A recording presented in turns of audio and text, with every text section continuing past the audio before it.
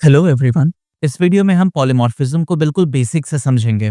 मतलब कि पॉलीमॉर्फिज्म का एक्चुअल मीनिंग क्या होता है और ये पाइथन में या फिर रियल कोड में कैसे यूज होता है ये देखेंगे। हम ये भी देखेंगे कि सेम कोड डिफरेंट ऑब्जेक्ट्स के साथ कैसे डिफरेंट बिहेवियर शो कर सकता है और साथ ही ये भी कवर करेंगे कि पॉलीमॉर्फिज्म आखिर मैटर क्यों करता है, पाइथन में इसके मेन टाइप्स क्या होते हैं और फाइनली एंड में डक टाइपिंग को भी सीखेंगे। पॉलीमॉर्फिज्म का मतलब होता है one thing many forms. Programming में इसका मतलब ये है कि सेम फंक्शन, मेथड या operator different different data types या फिर ऑब्जेक्ट के साथ काम कर सकता है और पाइथन ऑटोमेटिकली समझ लेता है कि कौन सा बिहेवियर अप्लाई करना है। सिंपल वर्ड्स में बोलूं तो same function but different behaviour, और यही है पॉलीमॉर्फिज्म। जैसे मैं एक एग्जांपल दो तो मान लीजिए हमारा एक क्लास है एनिमल और इस एनिमल के अंदर एक फंक्शन इंप्लीमेंट करा हुआ है एंड दैट इज स्पीक। अब इस एनिमल का हम एक सब क्लास बनाते हैं, लेट्स से डॉग। डॉग पर अगर स्पीक फंक्शन अप्लाई हुआ तो इसका रिजल्ट कुछ ऐसा होगा। अगर इसे एनिमल का हम एक नया सब क्लास बनाए दैट इज कैट एंड उस पर सेम फंक्शन अप्लाई करें तो उसका रिजल्ट कुछ ऐसा होगा। एंड थर्ड सब क्लास बनाए विच इज लायन एंड इस पर ये फंक्शन अप्लाई करें तो इसका रिजल्ट कुछ ऐसा होगा। अब एक क्वेश्चन आता है कि पॉलीमॉर्फिज्म की जरूरत क्यों होती है। सबसे पहली बात, आप एक ही फंक्शन या मेथड कॉल लिखते हैं और वो अलग अलग ऑब्जेक्ट्स के साथ काम कर लेता है, कोड रिपीट नहीं होता है। सेकेंड इज, इससे कोड ज्यादा क्लीन हो जाता है और अननेसेसरी इफ एल्स कंडीशन कम हो जाता है। थर्ड इज, पॉलीमॉर्फिज्म आपको प्लग एंड प्ले डिजाइन देता है, मतलब बाद में जब आप नई क्लास को ऐड करेंगे तो वहां पर आपको पुराने कोड को चेंज करने की जरूरत नहीं होगी। फोर्थ इज, पाइथन में हम ज्यादा फोकस करते हैं बिहेवियर पे ना कि टाइप पे, जिसे हम डक टाइपिंग कहते हैं। इसके बारे में मैं आगे बात करूंगा। और लास्ट में इससे टेस्टिंग और मेंटेनेंस दोनों काफी इजी हो जाता है। अब देखते हैं पाइथन में पॉलीमॉर्फिज्म किन मेन एरियाज में अपीयर होता है। ब्रॉडली पाइथन में पॉलीमॉर्फिज्म 5 मेजर वेज में यूज होता है। सबसे पहले बिल्ट इन फंक्शंस, जहां same function different data types के साथ काम करते हैं। फिर आता है ऑपरेटर ओवरलोडिंग, जहां एक ही ऑपरेटर अलग अलग टाइप्स के लिए डिफरेंट मीनिंग रखता है। उसके बाद मेथड ओवरलोडिंग और मेथड ओवरराइडिंग, जहां same method name different implementation के साथ यूज होता है और ओवरराइडिंग को हम रन टाइम पॉलीमॉर्फिज्म भी कहते हैं। और लास्ट में डक टाइपिंग, जो पाइथन का एक बहुत पावरफुल कॉन्सेप्ट है, जहां फोकस क्लास पर नहीं बल्कि बिहेवियर पे होता है। अब चलिए इनको एक एक करके डिटेल में समझते हैं। Let's start with function polymorphism यानी बिल्ट इन फंक्शंस। पाइथन में कुछ कॉमन फंक्शंस होते हैं जैसे लेन, मैक्स, प्रिंट एटसेट्रा। यहाँ आप देखे होंगे कि ये सेम रहते हैं लेकिन इनपुट चेंज होने पर इनका बिहेवियर भी चेंज हो जाता है। एग्जाम्पल देके बताता हूँ। अगर मैं यहाँ पर प्रिंट करूँ लेन ऑफ हेलो तो इसका आउटपुट मुझे 5 मिलेगा क्योंकि स्ट्रिंग में 5 कैरेक्टर हैं। और दूसरी तरफ अगर मैं यहाँ पर इस लेन के अंदर एक लिस्ट डाल दूं, लेट्स से 1 2 3 एंड 4, तो इसका आउटपुट मुझे 4 मिलेगा क्योंकि लिस्ट में टोटल 4 आइटम है।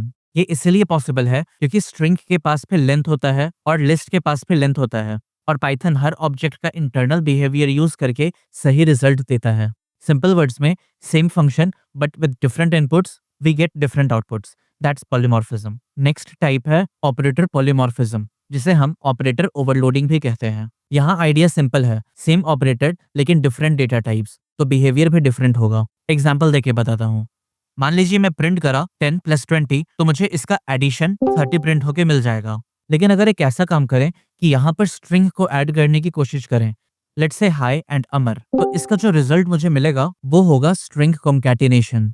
और लेट्स से मैं एक और चीज प्रिंट करना चाह रहा हूँ which is list 1 and 2 plus list 3 and 4, तो इसका जो रिजल्ट मुझे मिलेगा वो मिलेगा 1 2 3 एंड 4, जो कि होगा लिस्ट कॉन्कैटिनेशन। मतलब यहाँ एक ही ऑपरेटर है लेकिन ऑपरेंड्स के बेसिस पर मल्टीपल फॉर्म्स है। यही है ऑपरेटर पॉलीमॉर्फिज्म।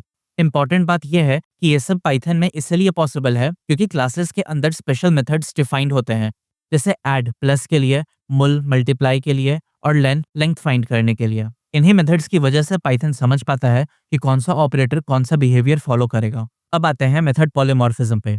यहाँ कॉन्सेप्ट ये है कि डिफरेंट क्लासेस में सेम मेथड नेम हो सकते हैं लेकिन इम्प्लीमेंटेशन अलग अलग होता है। इसका भी मैं एग्जांपल देके समझाता हूँ। मान लीजिए मैं एक क्लास बनाया डॉग के नाम का, जिसके अंदर एक फंक्शन है स्पीक और ये रिटर्न करेगा bark. And in the same way एक दूसरा क्लास है जो कि है कैट, इसके अंदर भी सेम फंक्शन है विच इज स्पीक। अब अगर यहाँ मैं स्पीक को कॉल करूँ तो on the basis of correct class ये करेक्ट साउंड को रिटर्न करेगा। जैसे अगर मैं लिखूं animals equal in the list form dog and cat and then मैं लूप चला दूं इसके ऊपर, so for A in animals print A dot speak, तो इसका आउटपुट मुझे बार्क एंड म्यू मिलेगा। ऑलराइट, अब नेक्स्ट टाइप है मेथड ओवरराइडिंग। ये ऑब्जेक्ट ओरिएंटेड प्रोग्रामिंग का काफी इंपॉर्टेंट कॉन्सेप्ट है। ओवरराइडिंग का मतलब होता है कि चाइल्ड क्लास पेरेंट क्लास के मेथड को ओवरराइड कर सकता है। ओवरराइड मतलब चाइल्ड क्लास में एग्जिस्टिंग मेथड के ऊपर कोई नया बिहेवियर ऐड किया जा सकता है। इसे भी एग्जांपल देके बताता हूँ। लेट्स से मैं एक क्लास बनाया एनिमल, जिसके अंदर मैं एक फंक्शन बनाया हूँ स्पीक, जो कि कुछ साउंड रिटर्न कर रहा है। ये है हमारा पेरेंट क्लास। अब इसका एक चाइल्ड क्लास बनाएंगे जो कि होगा डॉग, और ये इनहेरिट करेगा एनिमल को। अब इस एनिमल के अंदर जो स्पीक है, इस स्पीक को हम मॉडिफाई कर सकते हैं एंड इसमें रिटर्न होगा bark. In the exact same way मैं एक और चाइल्ड क्लास बनाऊंगा एंड ये भी इनहेरिट करेगा इस एनिमल क्लास को and along with that speak function, and इसमें रिटर्न करेगा म्यू। अब अगर मैं प्रिंट करूं एनिमल डॉट स्पीक तो मुझे मिलेगा सम साउंड, बट अगर मैं प्रिंट करा डॉग डॉट स्पीक तो यहाँ पे मुझे बार्क प्रिंट होके मिलेगा। एंड इन द सेम वे अगर मैं प्रिंट करा कैट डॉट स्पीक तो यहाँ पे मुझे म्यू मिलेगा। ना यही मेरा मतलब था जब मैं कह रहा था कि जो चाइल्ड क्लास है वो पेरेंट क्लास के मेथड को ओवरराइड कर सकता है या इसमें कुछ नई फंक्शनैलिटी को ऐड कर सकता है। अब लास्ट है डक टाइपिंग। पाइथन में एक काफी फेमस लाइन है, if it looks like a duck and quacks like a duck it's a duck. इसका सिंपल मीनिंग ये है कि पाइथन स्ट्रिक्टली क्लास नेम या टाइप पे फोकस नहीं करता। पाइथन बस ये देखता है कि ऑब्जेक्ट के पास रिक्वायर्ड बिहेवियर या फिर मेथड है या नहीं। मतलब अगर ऑब्जेक्ट काम वही कर पा रहा है जो हमें चाहिए तो पाइथन के लिए वो वैलिड है। इसी फ्लेक्सिबिलिटी की वजह से पाइथन में कोड ज्यादा क्लीन और डायनामिक बन जाता है। अगेन एग्जाम्पल देके समझाता हूँ। लेट्स से मैं एक क्लास बनाया बाइक के नाम का, जिसके अंदर एक फंक्शन है स्टार्ट और ये रिटर्न करेगा bike started. In the exact same fashion एक नया क्लास है कार, इसके अंदर भी स्टार्ट फंक्शन है और ये कार स्टार्टेड रिटर्न कर रहा है। अब यहाँ पे मैं एक फंक्शन बना रहा हूँ बिगिन का नाम का, जो कि एक इनपुट लेगा व्हीकल और रिटर्न करेगा एक function which is vehicle dot start. अगर मैं इस फंक्शन को कॉल करूँ और इसके अंदर बाइक पास कर दूं तो आउटपुट में मुझे बाइक स्टार्टेड मिल जाएगा। एंड अगर इस फंक्शन के अंदर मैं कार पास कर दूं तो कार स्टार्टेड प्रिंट होके मुझे मिल जाएगा। यहाँ एक बात पर गौर करिए, यहाँ कोई इनहेरिटेंस यूज नहीं हुआ है, सिर्फ मेथड का सेम नाम होना ही काफी है। पाइथन ये चेक नहीं कर रहा है कि ऑब्जेक्ट किस क्लास का है, बस ये देख रहा है कि स्टार्ट मेथड एग्जिस्ट कर रहा है या नहीं। इसी अप्रोच को हम डक टाइपिंग कहते हैं और ये पाइथन में रियल वर्ल्ड पॉलीमॉर्फिज्म का सबसे कॉमन स्टाइल है। मैं उम्मीद करता हूँ कि आपको ये सारे कॉन्सेप्ट समझ आ गए होंगे और आपको ये वीडियो इन्फॉर्मेटिव लगा होगा। और अगर आपको लग रहा है कि अभी तक ये कोर्स आपके लिए हेल्पफुल है देन प्लीज इस चैनल को सब्सक्राइब करें। आपका सब्सक्रिप्शन मेरे लिए बहुत बड़ा मोटिवेशन है। अभी तक जितने भी वीडियोस मैं बनाया हूँ वो सारे इस प्लेलिस्ट में अरेंज किए हुए हैं, आप इस प्लेलिस्ट को भी बुकमार्क कर लें। अगले वीडियो में हम लोग सीखेंगे डेटा क्लास को। ये वीडियो छोटा होगा लेकिन बहुत इन्फॉर्मेटिव होगा। मिलता हूँ मैं आपसे अगले वीडियो में, तब तक आप अपना ध्यान रखें, कोडिंग करते रहें।